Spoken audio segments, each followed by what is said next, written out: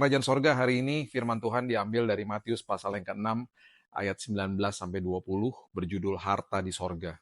Janganlah kamu mengumpulkan harta di bumi ngengat dan karat merusakannya, dan pencuri membongkar serta mencurinya, firman Tuhan katakan. Tetapi kumpulkan bagimu harta di sorga.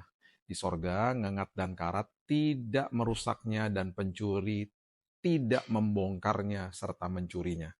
Nah, apa yang Alkitab katakan tentang harta di sorga? Nah, kata harta dalam bahasa Yunani itu adalah thesauros, yang artinya sebuah kekayaan yang dideposit atau ditabur.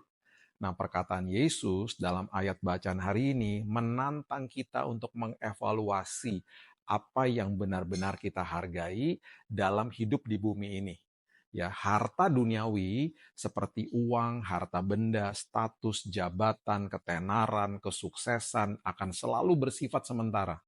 Harta tersebut dapat rusak, dicuri, kehilangan nilainya. Namun, harta di sorga seperti iman, kasih, kebaikan, kemurahan hati, atau belas kasihan akan bertahan selamanya.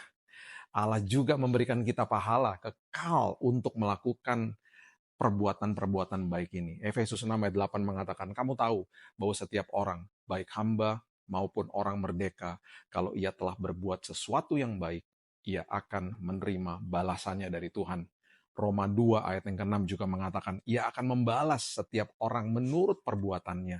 Jika ada di antara kita orang percaya mengalami aniaya, di apapun, dianiaya, bahkan ada yang sampai martir, dia akan menerima upah yang sangat besar di sorga.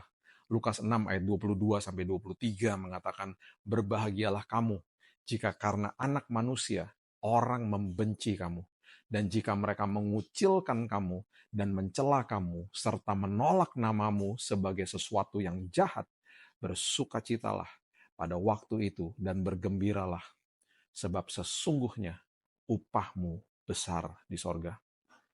Karena secara demikian juga nenek moyang mereka telah memperlakukan para nabi. Kemudian kita juga menunjukkan belas kasihan kepada orang yang membutuhkan, khususnya mereka yang tidak bisa membalas.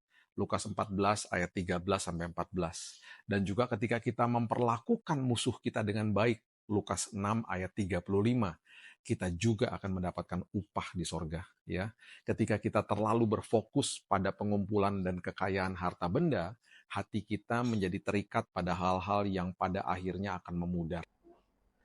Namun, ketika kita investasi dalam kerajaan Allah dengan melayani orang lain, hidup benar, dan bertumbuh dalam iman, kita akan menyimpan harta yang kekal yang tidak akan pernah hilang.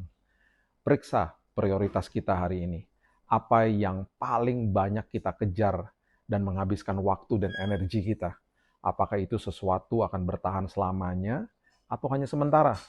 Bermurah hatilah. Gunakan sumber daya kita, yaitu waktu, talenta, dan uang kita untuk membantu orang lain dan membantu pekerjaan Tuhan di bumi ini selama kita masih bernafas. Kemudian hiduplah dengan perspektif kekal, fokus pada pembangunan karakter, hubungan, dan iman yang memiliki makna yang kekal.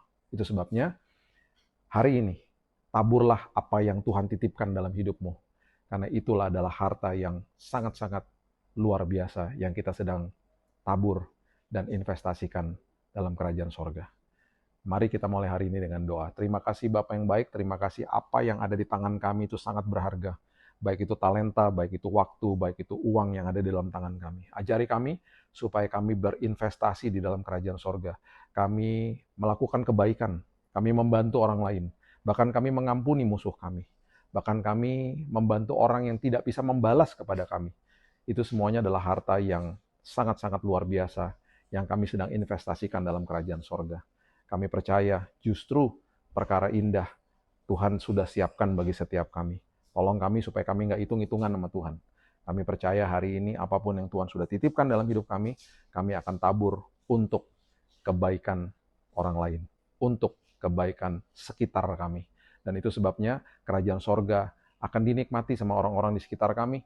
Mereka akan melihat nilai kerajaan sorga dari hidup kami, dari tindakan dan perkataan kami. Bapa yang baik, kami mengucap syukur buat semua berkat Tuhan yang Tuhan sudah titipkan bagi kami.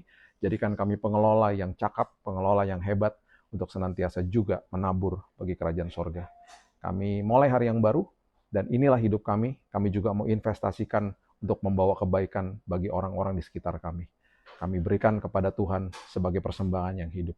Terima kasih Bapa yang baik, kami mulai hari ini, dan hidup kami hanya untuk Tuhan. Kita sama-sama katakan, amin. Tuhan Yesus memberkati. Have a blessed day.